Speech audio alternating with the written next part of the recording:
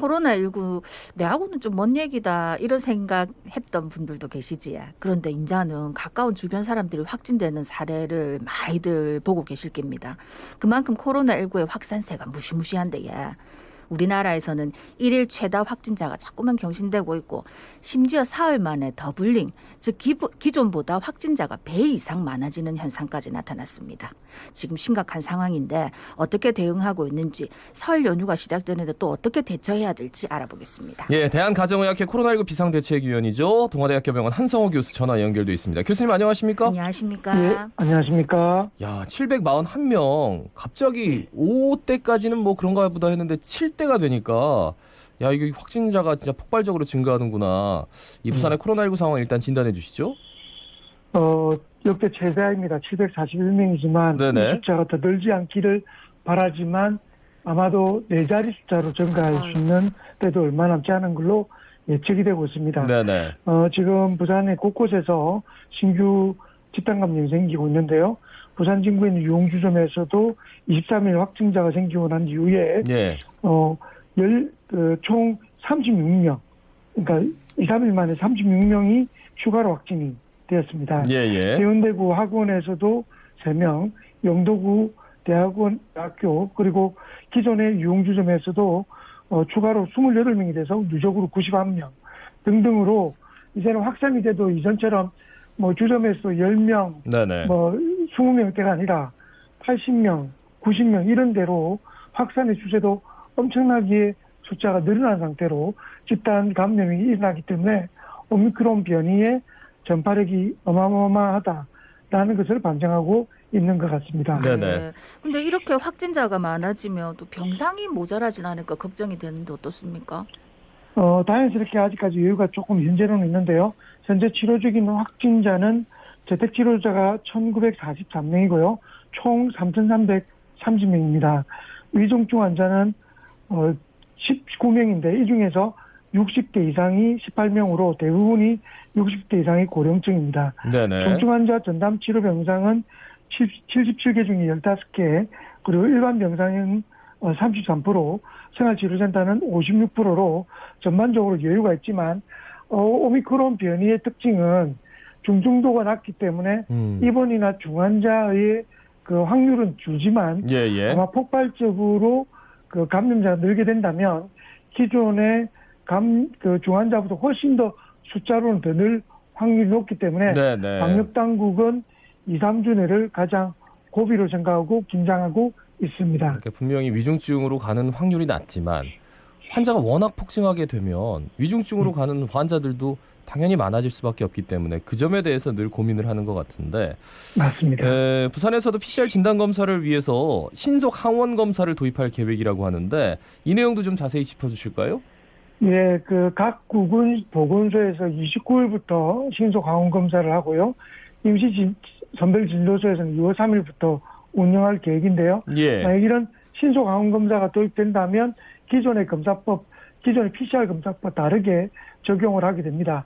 즉, 만 65세 이상의 고령자, 그리고 밀접 접촉자 같은 역학적 관계자, 그리고 코로나19 의심 증상자, 그리고 감염 취약 시설에 있는 대상자 등등은 PCR 검사를 우선적으로 하지만 예. 그 외에 그냥 검사를 하고 싶어 하거나 방역 패스가 필요한 분들은 신속 항원 검사라는 소위 말해서 그 키트를 이용한 네네. 그런 검사를 하게 되는데 이제 이런 부분들도 사실 신속 항원 검사를 하게 되면 정확도가 좀 떨어지기 때문에 네네. 이러한 것들이 또 실제로 감염이 됐는데 음성으로 나와서 또 자기는 감염되지 않았다고 해서 주위에 확산시키는 계기를 만들어주고 있기 때문에 이런 부분에서는 전문가 그룹에서 학회에서는 우려를 많이 나타내고 있는 게 현실입니다. 하지만 뭐 지금의 상황에서는 PCR 검사가 여유가 있지만 네네. 조만간 1, 2주 내로는 감당이 못할 정도로 그럴 것 같아요. 아마 검사가 증가가 될 거라서 피치 못할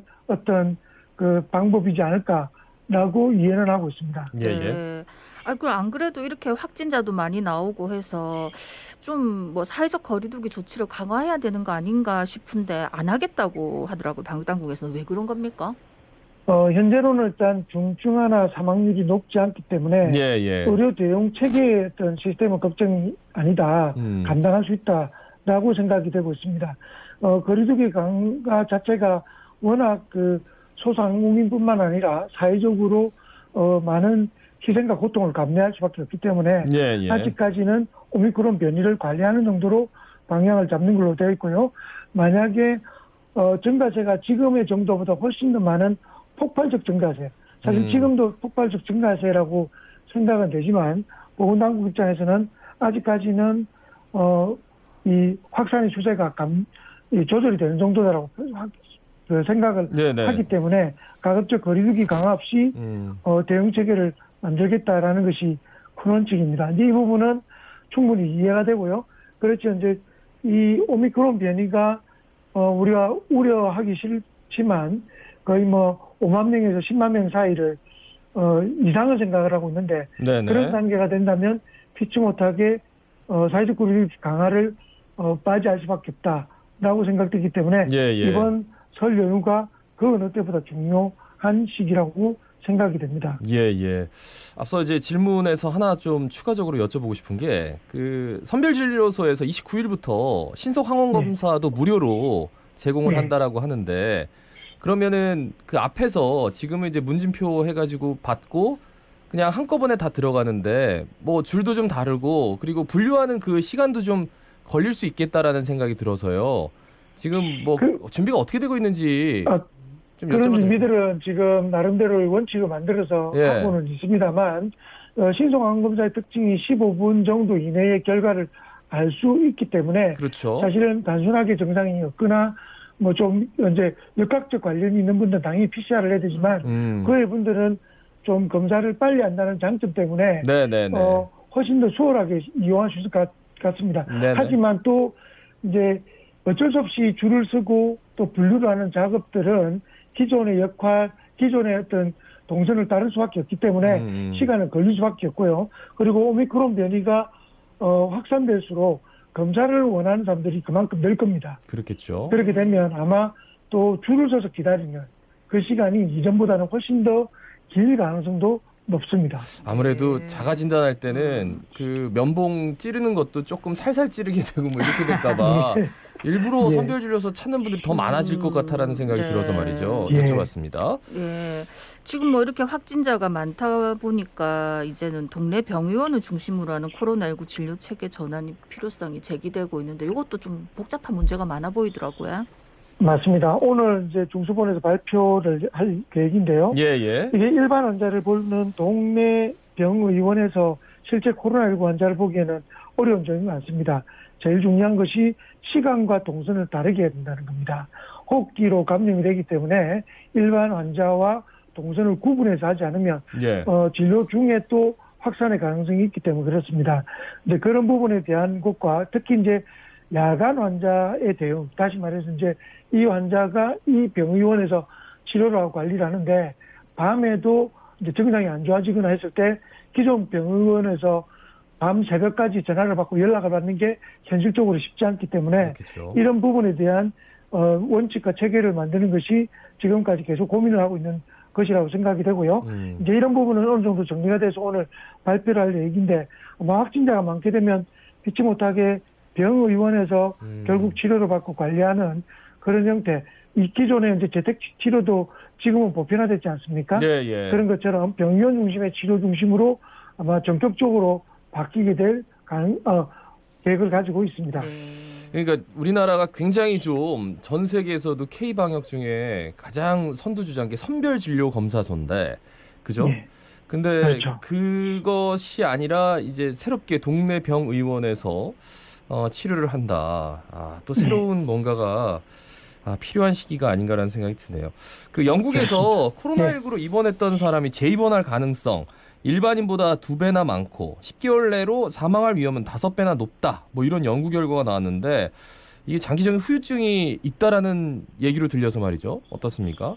그렇습니다. 영국 옥스퍼드 의료진들과 함께 입원한 코로나19 입원 환자 2만 5천 명, 일반인 10만 명, 그리고 이전에 2000년 이전에 그 인플루엔자로 입원했던 1만 5천 명을 대상으로 해서 비교를 했는데 예. 독감 환자 인플루엔자와 비교를 해도 코로나19 감염이 있던 분이 이후에 치매나 재입원 그리고 사망의 위험이 5배 이상 높다라고 아우, 발표를 했습니다. 예. 결국 코로나19가 그만큼 후유증을 남기고 기존의 어떤 감염병보다 훨씬 더 안 좋은 영향을 남긴다라는 판단이 되고 있고요. 이거는 이제 향후로도 이런 감염자에 대한 추가 관리가 필요하다라는 점을 시사하고 있습니다. 네. 네. 후유증 얘기를 한 김에 코로나19 걸리고 나서 미각이나 후각을 상실했다 하는 분들이 계시던데 이게 영구적인 겁니까? 아니면 일시적인 겁니까?